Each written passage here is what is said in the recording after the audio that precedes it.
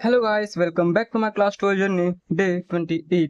आज हम लोग देखेंगे 2.2 का प्रिंसिपल ऑफ मैनेजमेंट में जो प्रिंसिपल हमने दिए थे, यानी कि हेनरी फ्यूल ने जो प्रिंसिपल दिए थे उसके बारे में। तो चलिए शुरू करते हैं शुरू से। तो पहले है ऑर्डर। हमने हालांकि स्केलर चेन पढ़ा चुका है, तो इसके बारे में हम बाद में बात करेंगे। अब देखते हैं ऑर्डर। ऑर्डर किसे कहते हैं? तो जिसे हम सीक्वेंस के रूप में रख सकते हो। किसी भी सामान को एक जगह रखकर हम निकाल सके उसे सही टाइम पर सही प्लेस में, और ताकि हमारा टाइम और रिसोर्स कभी भी वेस्ट ना हो। जैसे कि हम स्केलर चेन में देखे थे कि हम किसी भी परमिशन को एक सीक्वेंस के फॉर्म में लेकर जाते हैं, और अगर ज़्यादा इमरजेंसी हो तो उसे डायरेक्ट हम अपने लेवल के मैनेजर के साथ कम्युनिकेट कर सकते हैं। उसे कहते हैं स्केलर चेन। जस्ट उसी का बेस्ड है ऑर्डर। ऑर्डर यानी कि हम किसी भी सामान को, यानी कि मशीनरी है, मशीनरी को एक रिप्रेजेंटेबल फॉर्म में रखते हैं, यानी कि सीक्वेंस में रखते हैं, और उसे हम सही टाइम पर सही जगह से निकाल सके और हमें पता हो कि वो कहाँ पर रखा हुआ है, उसे कहते हैं ऑर्डर। ऑर्डर दो प्रकार के होते हैं। पहला मशीनरी ऑर्डर और दूसरा सोशल ऑर्डर।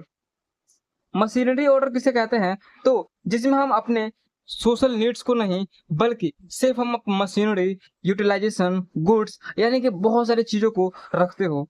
फॉर एग्जाम्पल हम मशीनरी रखते हैं, गुड्स रखते हैं, या फिर बहुत सारी चीज etc। ये हो जाते हैं मशीनरी ऑर्डर, जिसमें हम सिर्फ मशीन को, गुड्स को सीक्वेंस के रूप में रखते हैं। फॉर एग्जाम्पल आप मॉल जाते हो, तो मॉल में जो सीक्वेंस रखी जाती है, एक लाइन में आटा, चावल, या फिर दूध कैटेगरी में, या फैशन कैटेगरी में, बच्चे की कैटेगरी, ये सारे कैटेगरी एक सीक्वेंस के रूप में रखी जाती है, ताकि हमें पता हो कि कौन सा सीक्वेंस में कहाँ जाना है, और वहां से हम तुरंत सामान उठा कर ले सके।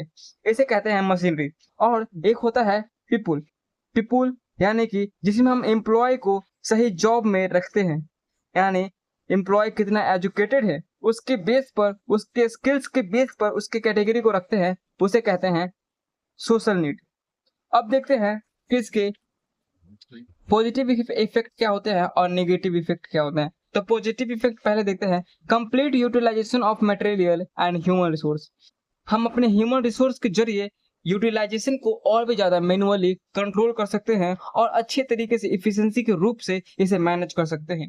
दूसरा, no loss of time in tracking the resource is need to of time. यानी कि जब हमें जरूरत होती है रिसोर्स की, तब हम अपने टाइम को वेस्ट ना कर कर उसे जल्द से जल्द हम निकाल लेते हैं, खोज लेते हैं, उसे कहते हैं ट्रैकिंग।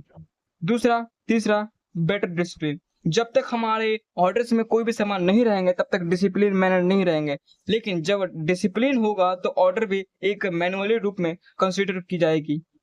अब तीसरा देखते हैं, लास्ट। ये हो जाता है डिसएडवांटेज, यानी कि जब इसमें मिसयूज ऑफ रिसोर्स, इसमें मिसयूज ऑफ रिसोर्स होते हैं, जो हम किसी भी सामान को सही जगह से उसके सही जगह पर नहीं रख पाते हैं, तो उस रिसोर्स का मिसयूज होता है। दूसरा, increase in the possibility of accident. Increase in the possibility of accident का मतलब है कि जब हम अपने रिसोर्स को सही जगह पे नहीं रखते हैं तो उसकी चोराई जाने की भी ज्यादा क्षमता हो सकती है, और एक्सीडेंट की भी बहुत ज्यादा क्षमता हो सकती है। तीसरा, हायर ऑफ डिसऑर्डर। डिसऑर्डर का मतलब होता है कि जो अनस्किल्ड एम्प्लॉय होते हैं वो इसे ज्यादातर छोड़ देते हैं, या फिर काम करने के लिए नहीं रखते हैं, जो कि पॉलिटिज्म होता है। और अब नेक्स्ट देखते हैं इक्विटी। इक्विटी यानी कि हेनरी फ्यूल के जरिए इसने कहा था कि इक्विटी न कि अकाउंट्स की इक्विटी शेयर होल्डर की है, बट इक्विटी उसे भी कहा जा सकता है कि जिसमें हम किसी भी ऑर्डर्स को, किसी भी एम्प्लॉय को एक अच्छे से manner they, respect they.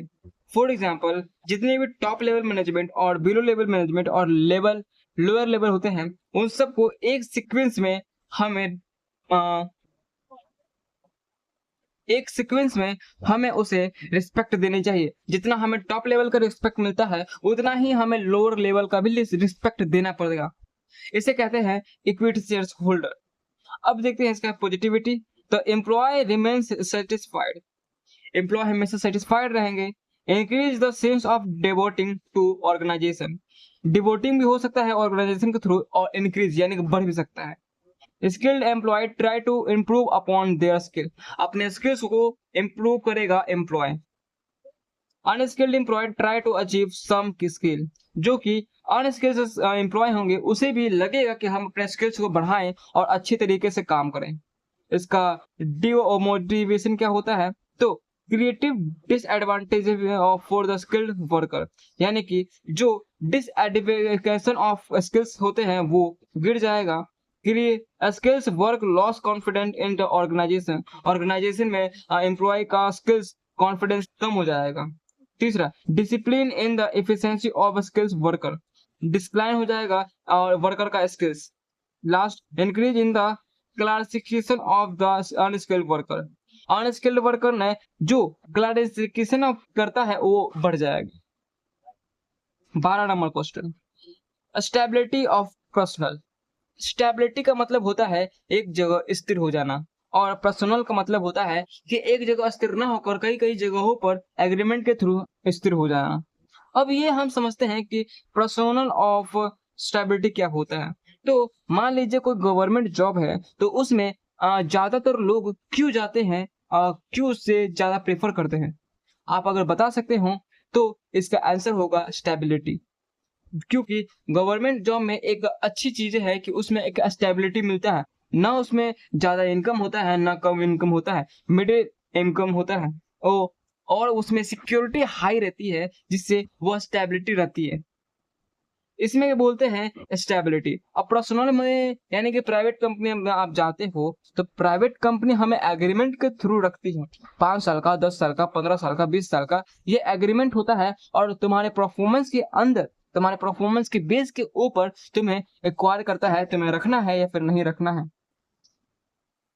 Positivity क्या होता है, तो increase in the confidence of the employ, इसका एम्प्लॉय का कॉन्फिडेंस इंक्रीज हो जाएगा। Increase in the requirement of the employ, employment का रिक्वायरमेंट इंक्रीज हो जाएगा।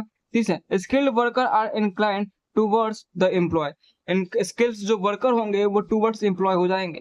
Less expenses to training, training का जो एक्सपेंस खर्चा होता है उसे भी कम कर देगा।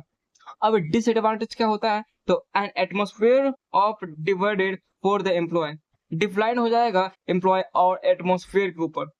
दूसरा, decline in the retirement of the company, decline हो जाएगा कंपनी जब कोई भी वर्कर काम नहीं करेगा। तीसरा, company is left by goods worker, company के पास गुड्स वर्कर होंगे।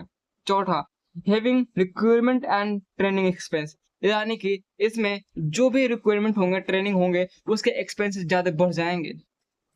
अब देखते हैं इनिशिएटिव। इनिशिएटिव यानी कि initiative means a capacity or to work will experience the through. According to Fuel, it is duty of the manager to ensure the feeling and initiative among the employee of for during some works or for taking some decision, but within the limit of authorization or discipline. It will be possible only when the manager will recall the thought of his or her subordinate. By doing so, the subordinate will present new the sunful idea, time the agents and gradual they will become an internal part of the organization. अब समझो initiative होता क्या है।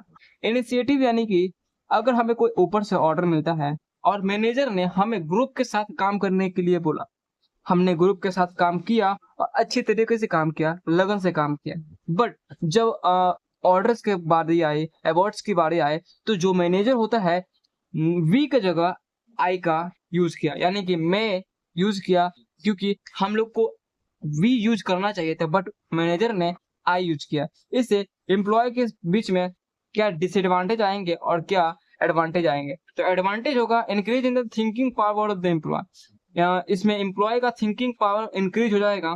दूसरा, cooperage of the employ in the implementing decision, अपने आप से decision ले सकते हैं, इम्प्लीमेंट कर सकते हैं एम्प्लॉय लोग। तीसरा, increase in the sense of attachment of the throwing decision, इसमें अटैचमेंट हो सकता है ऑर्गेनाइजेशन के थ्रू, इंक्रीज भी हो सकता है। अब इसमें क्या होता है डिसएडवांटेज, तो decline in the thinking power of the employ, thinking power कम हो जाएगा। एंड एटमोस्फेयर और नॉन कॉपरेशन, एटमोस्फेयर में नॉन कॉपरेशन बढ़ जाएगा। Decline in the employ attachment to the employ, जो एम्प्लॉय के साथ अटैचमेंट होता है वो भी गिर जाएगा। अब देखते हैं चौथा, एक्सपेरिटी डी कोड, यानी कि as per the principle a manager should constitutional make effort to develop a team spirit among the subordinate. To do his, she should use the work with initiative I during the constitutive will subordinate. इसमें क्या बोला जाता है, जाति के आधार पर, gender के आधार पर या फिर किसी भी चीजों के आधार पर उसे रिक्वायरमेंट करना, सैलरी कम देना या फिर रिस्पेक्ट कम देना, इसके बेस पर होता है। इसके क्या होते हैं पॉजिटिविटी और डिसएडवांटेज। तो motivate to worker with an team spirit, in easy to achieve objective, sweet relationship, kill team spirit, discipline in the achieving of objective. Sorry guys, हमने उल्टा बोल दिया।